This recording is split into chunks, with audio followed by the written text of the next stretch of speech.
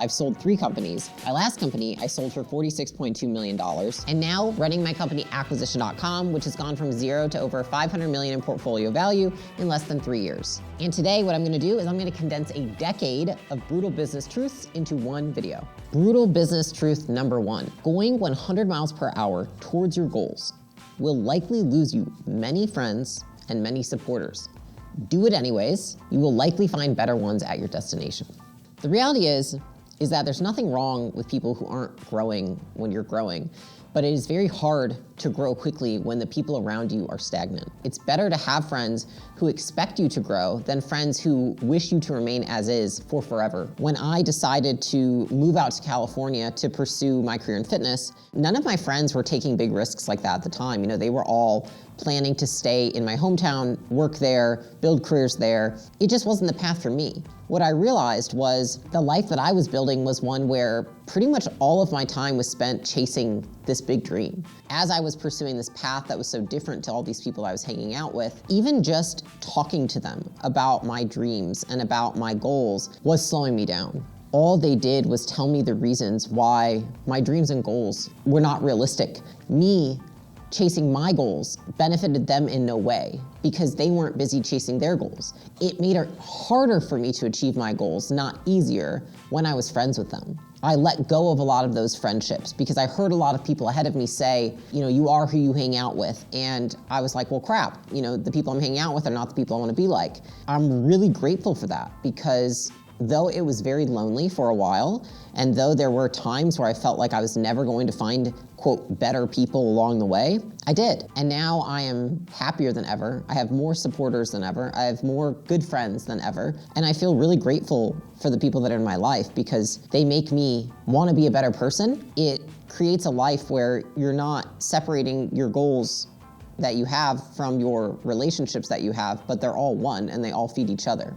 You will lose people, and it's okay to lose people. You're making room for better people. That's all. And I don't think there's anything wrong with that. It also doesn't mean there's anything wrong with them. It just means that there's opportunity cost in business, in relationships, in literally everything in life. The second brutal business truth is that business is not fair. You can play fair, but do not expect others to follow suit. I remember the first time that I realized, which was, you know, Gym Launch essentially was a licensing model for gym. And so we saw this whole market of like, what if we could have a licensing model where they don't have to commit to a franchise, but we give them all the systems they need to successfully grow their gym. And so what ended up happening is that a lot of franchisors caught on and they were like, oh, I don't want people in my franchise signing up for Gym Launch because they realized that we were providing more value than them. One franchisor reached out and he was like, I would like to do a deal with you guys. And I remember on the phone, the first thing he said that was shocking to me was, I don't want them to know how to market because if they know how to market, then they won't need me. And I was like, that's kind of fucked up. That's not fair to them. Like, allow them to remain in ignorance so that you can sit here, hold all the knowledge and all the power. You know, he followed up and said, like, is there room to do a deal? And basically what he wanted us to do was release all of our licensing materials except for our marketing and only give him our marketing materials so that he could have all the power. I wrote him an email and I just said, like, it's not aligned with my values. Like, I value teaching people how to fish, not fishing for them. And so I don't think that this deal works as this way. The next thing he did was he paid somebody to sign up with us to take all our materials, record all our calls, right? Find out everything we were teaching. And then he built out the exact model that we were teaching. But I realized, like, people are not always gonna play fair. I think that was something that's always been surprising for me because I tend to play fair, and I tend, if anything, to give people the benefit of the doubt and see the best in people. This has been a lesson that I've probably had to learn time and time again because I am so aligned with my values that it's hard to conceptualize not being. People will not play fair, but they win when them not playing fair changes my behavior. And so the key is that if you allow others' unfairness to change your behavior, to change your values and how you act, you lose because you get burned twice. You get burned in the situation, and then you get burned again when you say no to the next situation, to the next person, to hiring the next employee. People are gonna fuck you in business. And the reality is that just like if you get into a relationship and you have a girlfriend and maybe she cheats on you, does that mean you should never be with a girl who has blonde hair or is nice or lives in the state of Iowa ever again? When you are approached by this next same situation, does that mean you should avoid it and that you should treat it as if something bad's going to happen. Because what happens when you treat that girl like you don't trust her because the last one cheated on you? You start looking through her phone, you start looking at her Instagram DMs, you start seeing who she follows and likes. She's like, you don't trust me. And then you perpetuate the situation that you wanted to avoid. And so the same happens in business. And what I've learned is like, that will continue to happen. No matter how many times I get bent over in business, I will continue to put myself out there, because the reality is that if you avoid losing, you also avoid winning. You have to resist the urge to protect yourself from having it happen again and just accept the fact that it probably will. But you're gonna be okay, and you're gonna keep moving forward. The third business truth is that growth requires growing pains. If you don't have thick skin and a stomach for pain, business might not be for you. Losing is painful, yes, but winning is also painful, because in order to grow, you have to experience the pain of growing pains. And you can't have that unless you're winning. This really resonated with me, which was the first time that I scaled a company. Gym Launch went from 7 million to 27 million in less than 2 years. Growing the business that fast was one of the most painful things I did. It was tiring as shit. Why? The amount of problems that come up when you scale a business quickly. It's like your mind is rarely at peace, right? You have a lot of things you have to sacrifice. Now, is that forever? No, but for some period of time. And what I've seen is a lot of people actually can't capitalize on success because they don't lean into that. They don't realize that there's no problem with everything that's happening. The problem is how you think about it, your relationship with discomfort, right? And the same can be said for a business that isn't doing well. COVID hit, and I had Gym Launch and Prestige Labs and Allen, 3 businesses that relied on brick and mortar locations to function. It was one of the hardest times I ever went through, but I did not allow myself to go there. Because you know what I saw happening all around me was all of our customers who were business owners deciding and electing to go out of business. Most of them did not go out of business because of the restrictions put on their gyms. Most of them went out of business because they quit, because they didn't know when the end was in sight. And I kept saying, I was like, guys, this is gonna pass. One day things will go back. This is a season. If you get through it, you're gonna be stronger than all the rest of the businesses out there. This is an opportunity to make your team stronger, to make your relationship with your customers stronger. And despite that, a lot of people couldn't make it, which is sad, because honestly, we pay in time and pain for the person we want to become. Hard times today are us footing the bill for the traits that we wish to have tomorrow. And hard people don't come from easy times. And so everybody's out there saying, I wanna grow a huge business, I wanna scale fast, I wanna do this. Well, 1, it's gonna be fucking painful, it's gonna be fucking hard. And 2, is you're gonna eat shit at times, because things are gonna happen that are beyond your control. You can't control interest rates, the government, COVID, none of these things. To think that it's going to be easy to become this amazing person that you want to be, you're fooling yourself. And so you have to get thick skin early on. I would say one of the traits that I have honed in on the most in growing my business is just being tough. What you have to do if you really want to be successful, if you want to achieve your dreams, is that you have to learn to reframe pain and uncertainty. Realize that it means you're getting closer to your goals, not further away. The next business lesson, do not mistake a luxury for a requirement. Things that you do not need to get started. Motivation, vision, purpose. The reason I bring this up is a lot of people use not having motivation. They use not having a clear vision, and they use not having a clear purpose as an excuse for not getting started. Well, when I started my first business, I had no fucking idea what I was doing. I had no motivation. I was exhausted. I was worn out. I felt all of the terrible things. And I had no vision. My vision was, can I stop being broke? Like, I would like to get out of all this pain I'm in. My first business started out of not wanting to be in so much fucking pain, not wanting to be broke. Not because I had this insane vision for the future, like, oh, let's create the Apple of like, no, that was not it at all. Bro, just get on the path and you'll figure out the rest on the way there. That's the truth. And I think a lot of people often mistake lack of responsibility for lack of motivation, right? When you seek out more responsibility, you tend to feel more motivated. An example of that, if there's a single mom who has 3 kids to feed, do you think it matters that she doesn't have motivation to get up and go to work to get a paycheck to feed them? Because she has immense responsibility. And so I have never sought out motivation. I seek out responsibility because I know that if I have enough responsibility, I'll get the job done. Even now people are like, how do you do everything you do? I'm like, look how much responsibility I have. I have a giant building that I have all these people working in. I have all these people who have moved here just to work on my company. I have millions of people that watch us on social media. If I'm feeling a little unclear about the vision for a few weeks or a few months or a quarter, that doesn't mean I stop running my company and stop going towards some kind of goal. I need to keep taking steps forward, and I know I'm gonna figure it out along the way. You know, it's like people say, I just haven't started working out yet because I'm just not motivated. I'm like, me neither. It's been 13 years of working out every day, 5 days a week. And I'm still waiting for that fucking motivation to kick in. Cause like most days when it's like time to go to the gym, I'm like, I really don't wanna do that right now.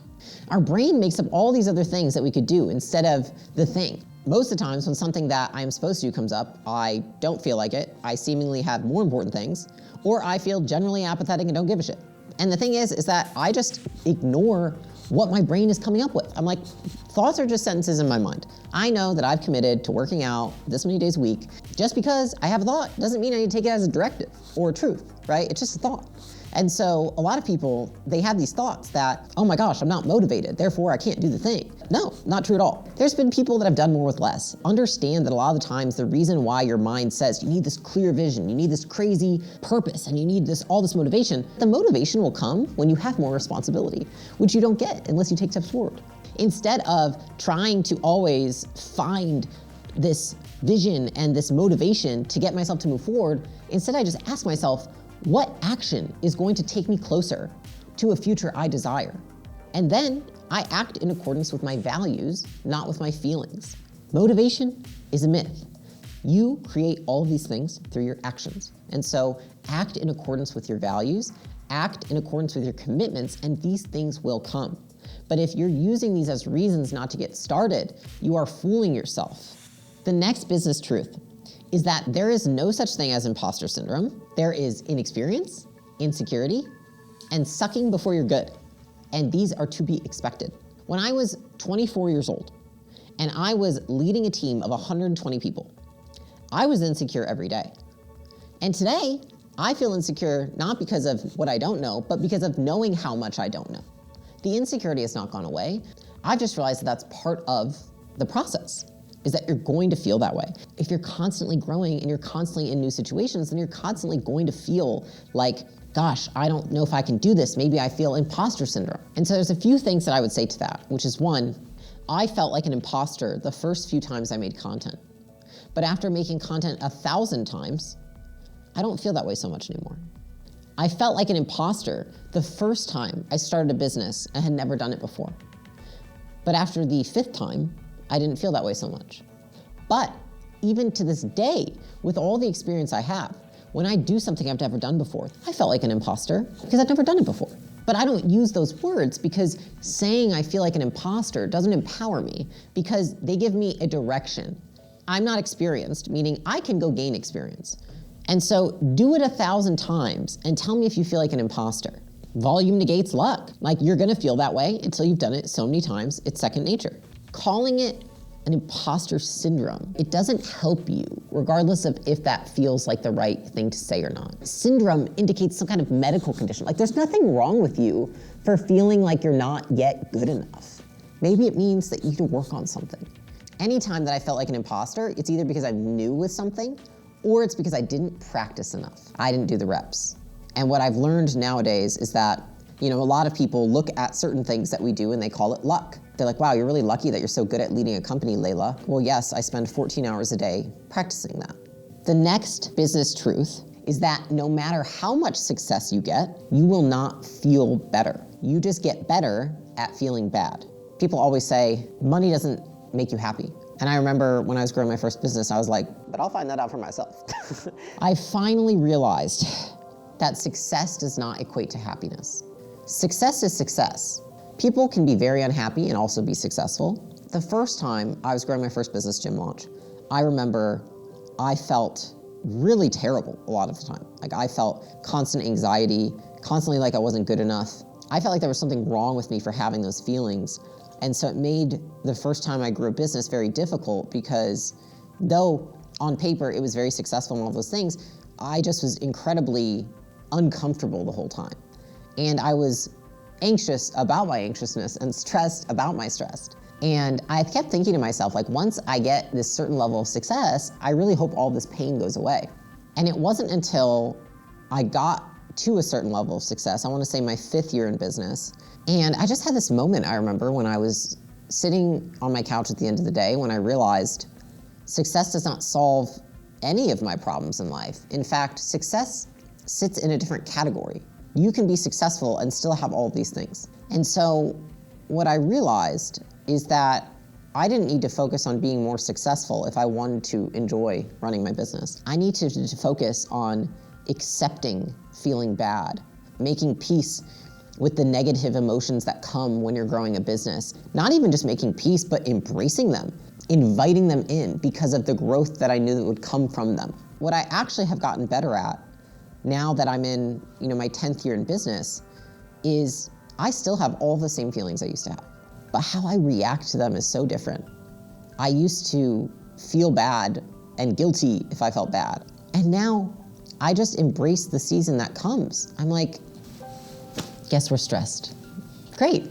You know what? When I'm stressed, I'll just do other things that are stressful for me too, because if I'm stressed, I might as well use it. I don't feel like being stressed for the rest of my life, so let me just try and pack on the stressful things. It's like I almost look at it now as an advantage rather than a disadvantage when I feel bad. Because when you feel bad and then you do something else that you've been maybe avoiding when you feel bad, it's like it changes nothing. You already feel bad. So I'm just saving myself time for feeling bad later. And I think once I finally understood that, and I understood that in every negative emotion is an opportunity for me as a leader and in my business, I feel empowered on the days that I feel bad. And I think I've gotten really good at feeling awful because I know that in every day that I don't feel amazing, there's a lesson for somebody else. There's something I can learn about myself, and there's something that I can teach people on my team because they too have those days. And a lot of them are going through what I went through when I was a leader for the first time, which is just feeling stressed about all the negative feelings you're having when you are, quote unquote, gaining so much success. And so just remember, you're gonna feel bad. You're just gonna get better at managing the feeling bad. It's not gonna go away, but you will get better, you'll get stronger, and you'll get more resilient. The next brutal business truth is that delegation is trading the time you spent doing the task for the time it takes to reinforce and reward it. Many forget this crucial step. Do not be one of them. When I was building my first company, I finally learned how to delegate. And many of you might relate to this, where it's like, I held on to so many things for so long, and my team would always say like, hey, I can help you with this. Hey, we could do this, et cetera, et cetera. And so finally I got to this point where I realized I have to delegate. It was almost, there was no choice, right? I realized that I would be the bottleneck in the business unless I didn't. What ended up happening was that I realized I would delegate things to people, and then I would not follow up. I would not say anything. I would forget that the task ever existed. And so what I realized was that I watched my team slowly start to, I would say, like, their morale started to decrease. When you delegate something, yes, you delegate doing it, but somebody has to reinforce and reward that person for getting it done. And if you're their boss, it's you. And so what I've realized is that I have to delegate and reward. It's not that I just give something to somebody and it goes out into the ether. I thank them, I reward them, I review their work and tell them what's great about it. If you ask an employee to take something over for you, to do a presentation for the team, and then you say, you go present the quarterly plan, you watch them present it, and then you say nothing, what do they think? If you don't reinforce and reward the behaviors that you delegate, people make assumptions. People either assume, one, that you're not paying attention, or two, that you don't like what they did. And it took me years to learn this because though I don't lead out of fear, what I realized is that being too far away and not being close enough to reward behaviors I delegated actually created just as much fear as somebody who yells at people.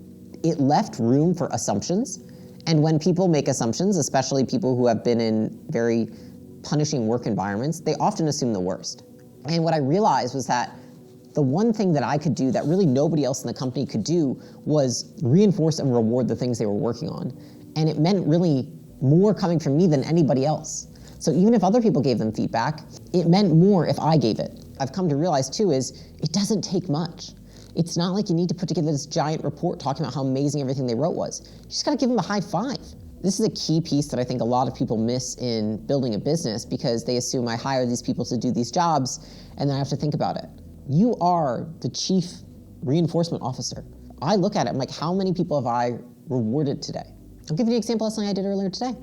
I asked my team to fill out a survey asking for things that I could do better as a CEO in the business. What happens if somebody writes a very thoughtful response and then never hears anything from me? What do they assume? They might assume I didn't like it. They might assume I didn't read it. So what do? I bookmark all of the very thoughtful responses. And what I did is I just sent a message to each person this morning. I just said, thank you for saying X, Y, and Z. Maybe I asked them further questions. A couple of them I scheduled a meeting with. I'm rewarding them for giving me information. Because what do I want more of? I want more of that, because I think that makes a great team. And so remember, if you want more of something, reinforce and reward it. But when you delegate something, the job doesn't end there. You become Chief Reinforcement Officer. Let people know what you think of the work that you've given them once they start taking it over. The 8th business truth is that titles do not make leaders. Actions do. Look for those who already have followers in your company and mark them as leaders or potential leaders. A lot of people look at somebody in the company who has a lot of experience and they assume that person should be a leader. But what I look for is not who I deem to be the leader, but who does the team already treat as the leader? Because here's the thing, you don't promote somebody and then they start acting like a leader. It doesn't happen that way.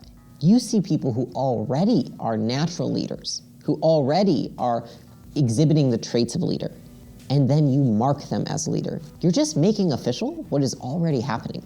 And so a lot of the times people assume, if I make this person a leader, they will start acting like one.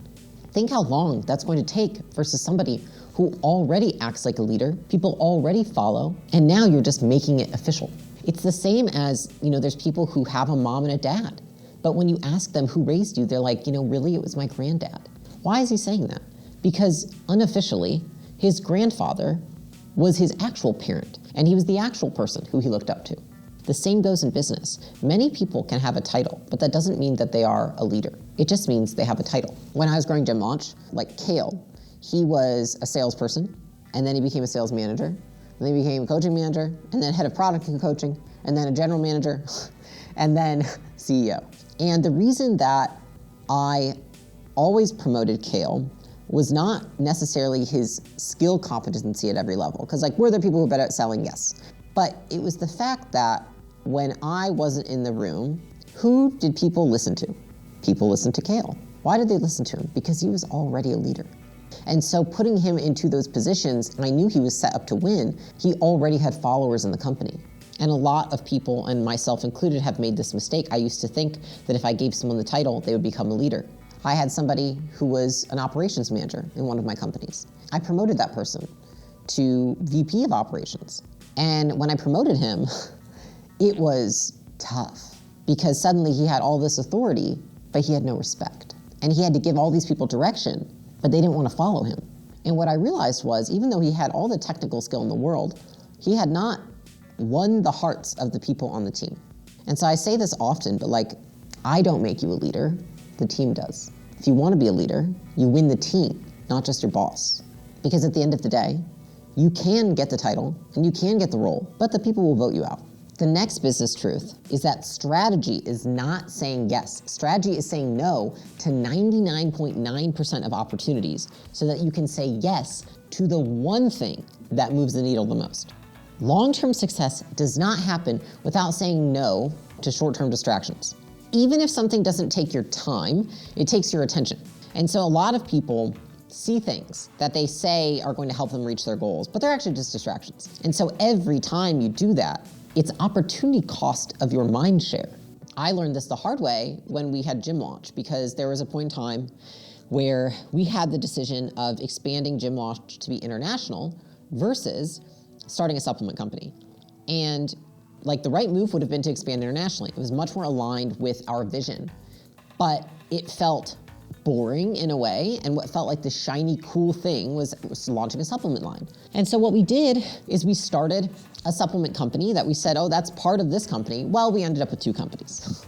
Though both were successful, as certain as I am alive right now, that it would have been 2 to 3 times more successful if I had not started the supplement company. It was a yes, but it wasn't a hell yes in terms of being aligned with our strategy. If it's not completely 100% aligned with the strategy that you have decided ahead of time, it's a no. Will it make you a lot of money? Yes. But is it going to make you a lot of money in 10 years? Or is it going to cost you money in 10 years? Is it going to take a lot of your time? Maybe not today, but what about tomorrow? The reality is that you have to give up the good opportunities today to have the great opportunities tomorrow. And so what I see is there's a lot of people out there in business, and I know because I look and do diligence on their companies, and they don't understand strategy, or they don't have the discipline to say no to things that are so close to being right, but they're not 100%, right? We fool ourselves because we want the opportunities. And likely the opportunities that you're getting are better than any you've ever gotten in your lifetime because of what you've accomplished. I've said no to $1 million speaking opportunities. I've said no to $1 million TV contracts. I've said no to so many things in the last 3 years that I once dreamed of as opportunities in my life. And the reason for that is because they don't take me down the road as fast as possible to the one thing that I really want. And so getting started, we have to say yes, but to go keep going and to compound on our efforts, we have to learn how to say no. The last business lesson, when you cannot do anything anymore, any better, you do something new. But you better be damn sure when you've exhausted all your options, you have to try something different, because maybe the strategy or hypothesis that you had of how you would make this business work actually has been proven wrong. But the reality is that most of the time, again, it's just us fooling ourselves. I'll give you an example. So I was doing a Q&A with about 100 businesses the other day, and one of the companies was doing $2 million a year out of Europe. They had recently pivoted to split their company to be half European and half US because they thought they had saturated the European market. That is an example of not being damn sure that you've exhausted your options. On the other hand, we had a company that came to us that was doing $17 million a year with one product, and what did we do? We suggested they add a back end. So once you've realized that you have exhausted all your options in business, then it's time to consider that maybe your strategy is not correct. Maybe you need to try something different or new. We had a company come to us and they were doing $17 million with one product. They said, hey, we want to launch these 2 new products. And we said, let's wait until we get to $30 million with this one product, and then let's revisit. That company to date has gotten to over $100 million with 2 products.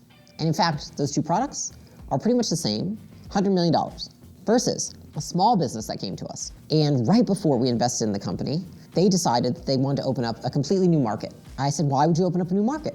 They said, well, I think we've saturated the one we have. So do you think you've saturated the one you have, or do you think that you suck at marketing? Turns out they sucked at marketing, and now the company is stuck with 2 teams for 2 different markets. So what do we have to do? We have to shut down one. When people are faced with the business decision of how am I gonna grow my business, what you wanna do first, can I do anything more, any better? Can I do better marketing? Can I do more marketing? Can I do better sales? Can I do more sales? Can I do better customer service? Can I do more customer service? You want to exhaust all of those options before you say, you know what? I'm doing everything, I'm executing at an 11 out of 10, and it's just not the right strategy. And now I have to look at something new. People underestimate how much juice there is to squeeze out of what they're currently doing. Most of the time, because they're inexperienced, they just haven't done it before, right? And so they don't believe it's possible.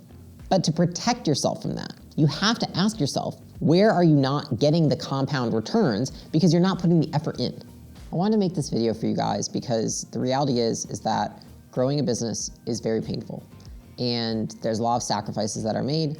If you're somebody who's very mission driven and have a greater why as to why you're doing this. And so I think if I had known a lot of these things, it would have saved me, I would say, a lot of sleepless nights, a lot of years of feeling like I was making the wrong decisions just out of ignorance. And so I hope this was helpful. If it was, let me know in the comments, and see you guys in the next one.